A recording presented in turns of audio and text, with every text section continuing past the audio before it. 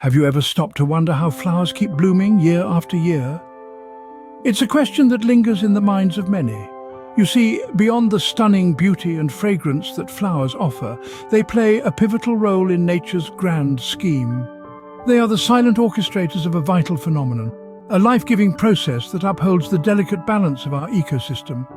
This process is the unsung hero behind plant reproduction and biodiversity. Well, the answer lies in a fascinating process known as pollination. So, what exactly is this process of pollination, you may ask? Well, let's break it down into its simplest terms.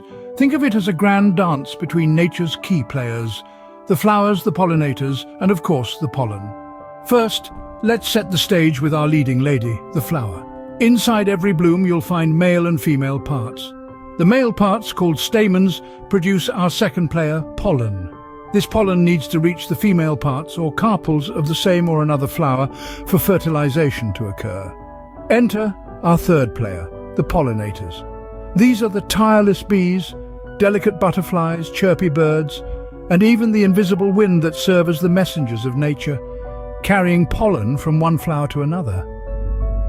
Here's what happens. A bee, for example, lands on a flower to sip its sweet nectar. As it buzzes about, it brushes against the stamens and pollen grains stick to its furry body. Laden with this precious cargo, the bee then flits off to another flower. Here, some of the pollen rubs off onto the flower's stigma, the receptive part of the carpel, and just like that, pollination takes place. This vital exchange allows fertilization to occur, leading to the production of seeds, ensuring the continuation of plant species. With each visit to a flower, a pollinator might unintentionally brush against the anthers and get pollen stuck on its body. When this pollinator visits another flower, some of this pollen rubs off on the flower's stigma, and voila, pollination occurs. So what are the key points we should remember about pollination? Firstly, pollination is a fascinating dance of nature, a critical process for the survival of many plant species. By transferring pollen from one flower to another, pollinators like bees, butterflies, and even the wind help plants reproduce. This intricate process ensures the growth of fruits and seeds that many species, including us humans, rely on for food. Secondly, pollination is an unsung hero of biodiversity.